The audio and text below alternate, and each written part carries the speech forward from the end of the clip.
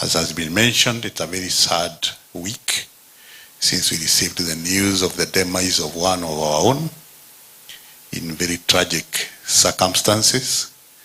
So we are still outpouring grief and condolences to the family, the parish and the presbytery and the entire church. It's a time of distress. Lakini Mungu naye ni mwaminifu, anajua hali zote vile zinavyoweza kushughulikiwa. When I think about that and ninapofuatilia ile vile ilivyofanyika, I only remember what I said when I took this position about breakdown of ethos. Breakdown of ethos, because you realize he was, the minister and his wife were ran over by a truck that was on the long lane.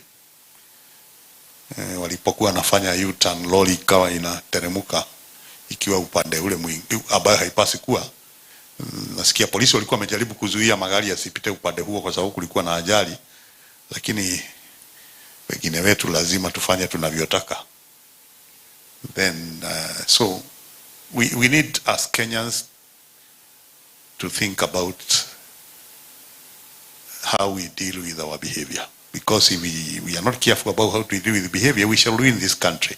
Beautiful as it is, an attractive country. Wageni wanatoka Bali, mnakumbuka hata wakoroni walipokuja hapa hawakuwa wanataka kuondoka. They talked of white islands, wakajenga reli ya kudumu. They wanted to be here because it's a lovely place. Lovely as it is, it looks like we are not lovely people ourselves because of some of the things that we do. Sababu nchi hii ndio yenye magari mengi kama mataifa ya Ulaya. And rarely do you hear of accidents. They happen, yes, but not in the magnitude that happens here.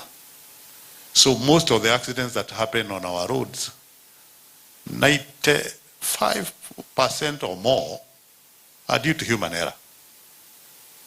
Igawa tuliza kwa kusema the Lord giveth, the Lord taketh away. But you wonder, why aren't those developed nations experiencing the same kind of accidents that we have? So I'm challenging you and challenging myself. One, on road use, those pedestrians, wale wanatembea, wale motorbike riders, cyclists, watu wa mikokoteni, watu wa magari, watu wa maroli, watu wa matrakta, that we be courteous in our use of the road, be patient, and avoid bad usage of the road. Of course, it's not just roads alone. Ukiangalia sekta karibu zote utapata tunatereza sana, tunafanya mambo yasiyostahili. That's what breakdown of ethos is, and it can be very costly to our people. Therefore, as we mourn that family, that couple, we need to reflect on many other things. Road, of course, lakini pia kuna mambo mengi, hata maofisini, hata kanisani, mambo ambayo tunayafanya ambayo hayafai. Kwa hivyo, Mungu atufunze, atakalotufunza kupitia masikitiko haya. And let's look at how we could have got involved, one of the way or the other,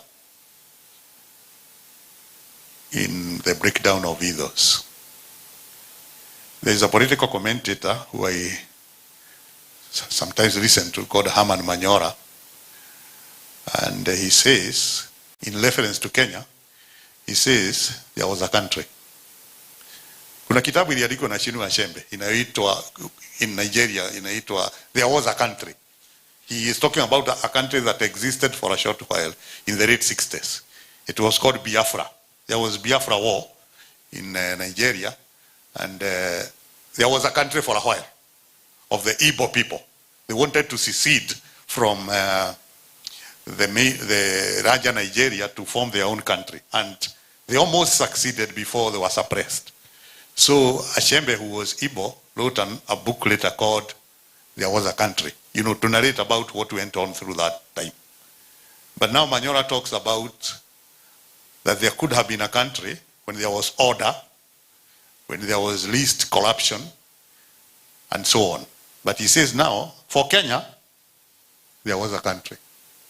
Meaning it's no longer there because of the challenges that we are causing ourselves. Well, we may not agree with him. We still have a country.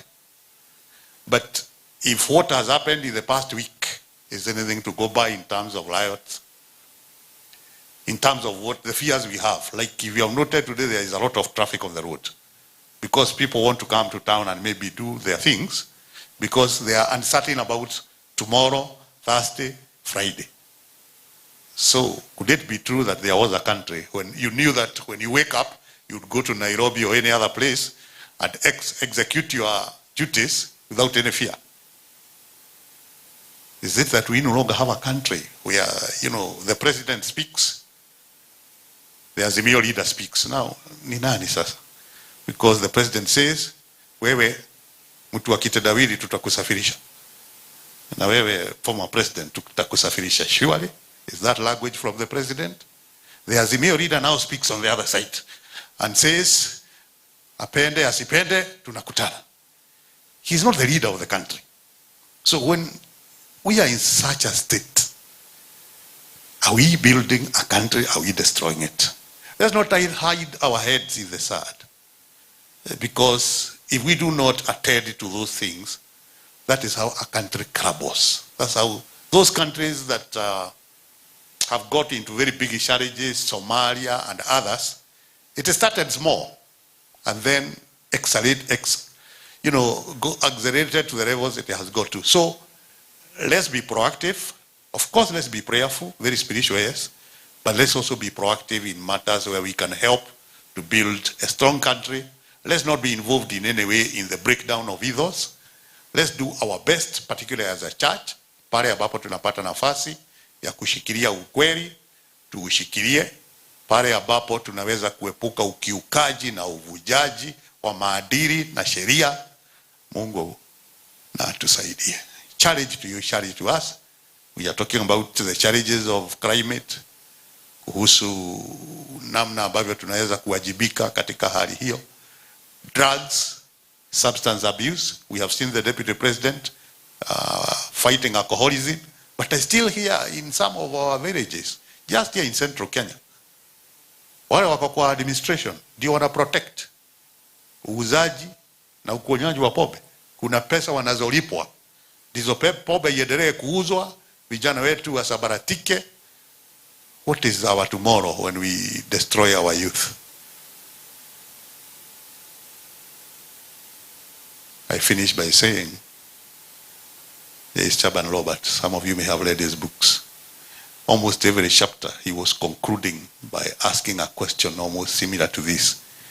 Ni uso gani usiotiririkwa na machozi unapoona mabaya kama haya?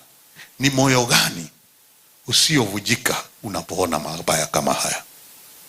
We have a beautiful country. We just did things right. This is a very rich country. There's a lot of wealth. There's a lot of beauty. You have a big human resource. We have a great youth who we can develop to take charge of this country. Lakini tunaweza kuibomoa kwa mikono yetu.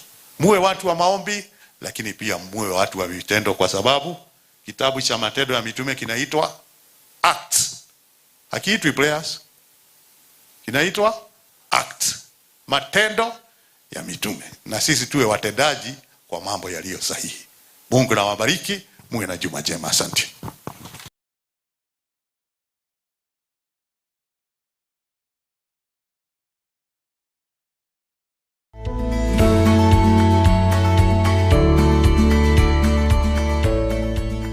Are you ready for Israel? PCEA Communication Department